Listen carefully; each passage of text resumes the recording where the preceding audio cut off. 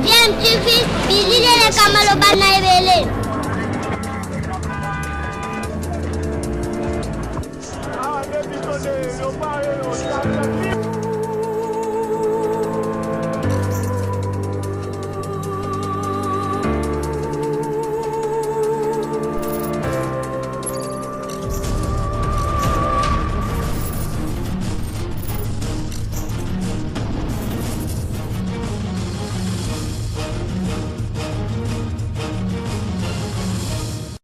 Tu veux toujours un enfant. Vous êtes sur DMTV, bonjour ou bonsoir, cela dépend à l'heure à laquelle vous nous suivez. Tout le plaisir est pour nous de vous retrouver, de savoir que vous êtes nombreux en train de suivre votre chaîne YouTube DMTV. DMTV qui vous propose l'actualité, mais vous propose également des analyses et des réflexions sur des sujets d'actualité, des faits sociaux, tout simplement des réalités que nous observons ici chez nous en République démocratique du Congo. L'actualité reste en tout cas dominée, toujours par la politique, vous le savez, avec l'avènement de l'Union sacrée pour la nation, au lendemain en tout cas de la rupture entre le FCC et les CACH qui se trouvaient dans une coalition qui n'a pas marché. Le chef de l'État ayant fait ce constat, il s'est adressé en tout cas à la population au travers les consultations nationales au terme desquelles en tout cas le chef de l'État a décidé d'initier en tout cas la constitution d'une union sacrée pour la nation, et on remarque en tout cas des adhésions en tout cas massives à cette union sacrée pour la nation, et surtout des cadres venant et plusieurs personnalités en tout cas venant du camp Kabila, du FCC. Donc Joseph Kabila qui semble être de plus en plus isolé, puisque les dernières adhésions en date à l'union sacrée pour la nation, ce sont certains gouverneurs en tout cas de des provinces de la République démocratique du Congo, et même les plus en vue et les plus loyaux à Joseph Kabila à Kabangese, qui ne manquent pas en tout cas de susciter des interrogations, des observateurs qui y voient parfois des risques pour le chef de l'État qui a initié cette union sacrée pour la nation en recevant à tout le monde. Que se cache derrière en tout cas ces adhésions massives à l'union sacrée du chef de l'État?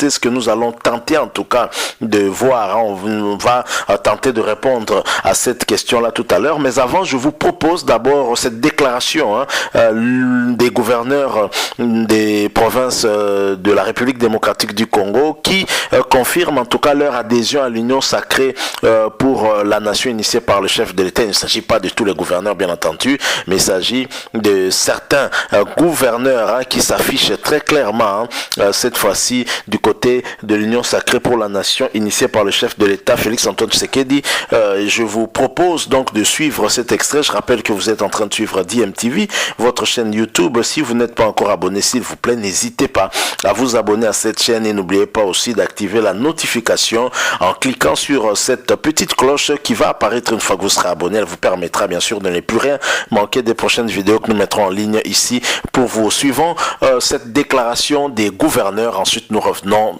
tout de suite après. Nous, chefs des exécutifs provinciaux, réunis ici dans le cadre de la 7e conférence des gouverneurs de province, conscients du décollage timide 60 ans après l'accession de notre pays à l'indépendance, soulignons la nécessité de soutenir le nouvel élan lancé par votre très haute autorité dans la dynamique de l'union sacrée de la nation en vue. Déclaration de gouverneurs de province. Nous, caucus de gouverneurs de province ayant adhéré à l'union sacrée de la nation, initiée par son Excellence Félix Antoine Tshisekedi Tshilombo, président de la République, chef de l'État et garant de la nation.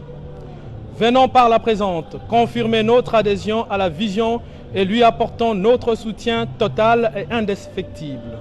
Quant à la mise en œuvre de son plan de développement intégral de notre pays, ont signé cette déclaration le gouverneur Mukumadi du Sankourou, le gouverneur Moussafiri, le gouverneur Senga Valentin, le gouverneur Petit Petit, le gouverneur Théo Nabidje, le gouverneur Crispin Mobudu, le gouverneur Sylvain Lubamba, le gouverneur Batusuela Muyamba, le gouverneur Paul Mputu, le gouverneur Jean-Claude Mabenza, le gouverneur Isato, le gouverneur Jacques Kabyuya, le gouverneur Denis Ngandunkoyi, le gouverneur Piemé, le gouverneur Jean Maweja, le gouverneur Boloko, le gouverneur Ngobila Gentini, le gouverneur Willy, gouverneur Carly Nzanzi, gouverneur Pancras Bongo,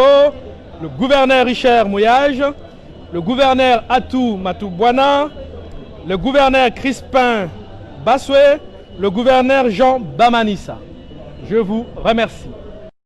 Nous sommes de retour, hein. Vous venez de suivre là la déclaration, hein, de certains gouverneurs qui en fait confirment leur adhésion à l'Union sacrée pour la nation, hein, initiée par le chef de l'État, Félix-Antoine Tshisekedi. Ces gouverneurs disent adhérer à cette vision du chef de l'État. Et parmi les gouverneurs qui ont signé cette déclaration, nous avons le gouverneur de la ville-province de Kinshasa, Gentini Ngobila, lui qui est connu pour être membre du PPRD, parti politique de Joseph Kabila, et donc membre du FCC. Il y a surtout Richard Mouyej Manguez Mans, qui est gouverneur de la province du Lualaba, province qui a accueilli d'ailleurs Joseph Kabila lors de son arrivée au Grand Katanga. Il a commencé par la province du Lualaba et Richard Mouyej était à l'aéroport pour l'accueillir. Comment comprendre que Richard Mouyej, qui est l'un des plus loyaux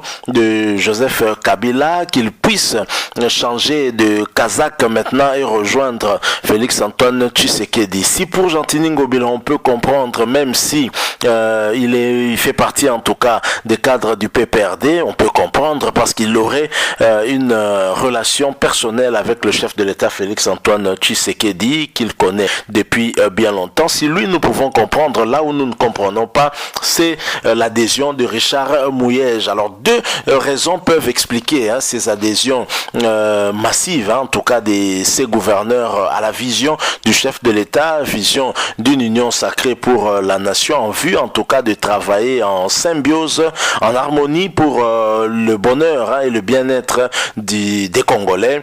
Et donc il y a deux raisons où il y a une vague ces derniers jours, la vague des pétitions, la vague des déchéances après la déchéance du bureau de l'Assemblée nationale, bureau dirigé par Janine Mabunda. Cette même vague s'est étendue en tout cas aux provinces et donc plusieurs gouverneurs étaient visés par des pétitions et par peur d'être rattrapés par des pétitions et d'être déchus comme l'a été Janine Mabunda. Les gouverneurs n'ont trouvé qu'une astuce, c'est de rejoindre ou plutôt d'adhérer à la vision du chef de l'État d'une union sacrée pour la nation, faire allégeance donc au chef de l'État pour éviter en tout cas d'être évincé. Ça c'est l'une des raisons. Une autre raison pourrait aussi être une stratégie peut-être de la part du FCC, infiltrer au maximum le camp Félix Tshisekedi avec son union sacrée au moment opportun, se raviver encore et faire encore volte-face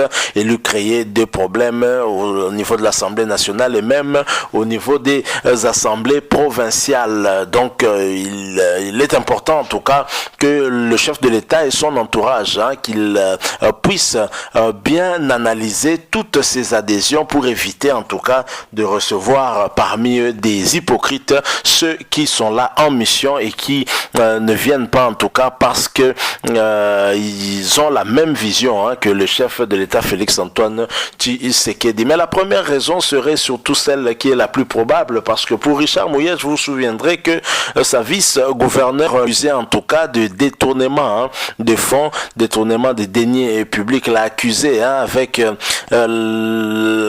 qu'il existerait en tout cas au moins 20 comptes, dont 19 seraient sous le contrôle seul de Richard Mouyej, et un seul compte qui est connu, des accusations graves à l'encontre du gouverneur du Lualaba qui se trouvait déjà être sous le coup des menaces d'être évincé de ce poste de gouverneur. Peut-être que pour lui, il a trouvé l'astuce qui va lui permettre en tout cas de résister. Il a signalé également que cette vice-gouverneure, elle avait déjà adhéré à l'Union sacrée pour la nation.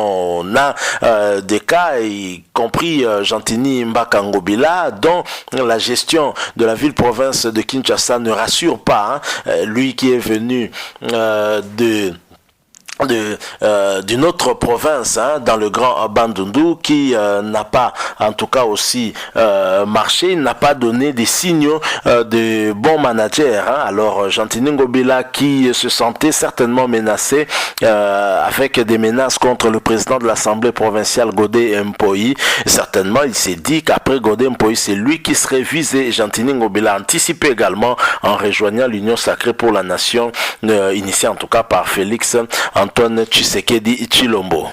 Voilà donc ce que nous pouvions vous dire. Le mercato politique continue, des adhésions en tout cas en masse à l'Union sacrée pour la nation. Est-ce que le FCC aura encore la force de pouvoir réunir les députés fidèles autour de lui? Le FCC a quand même démontré que c'était serré déjà avec le vote de la pétition contre le bureau de Janine Mabunda qui a obtenu quand même plus ou moins 200 voix qui étaient contre cette pétition. Est-ce que le FCC aura encore la force lors des élections, en tout cas pour choisir le nouveau bureau de l'Assemblée nationale? On verra bien, mais tout porte à croire que le FCC serait peut-être vomi s'il ne s'agit pas d'une stratégie pour couler le chef de l'État à demain. On verra bien, comme disent les Britanniques, wait and see, nous allons observer pour voir ce qui va se passer. En tous les cas, la réalité que nous vivons, c'est que les gouverneurs des provinces,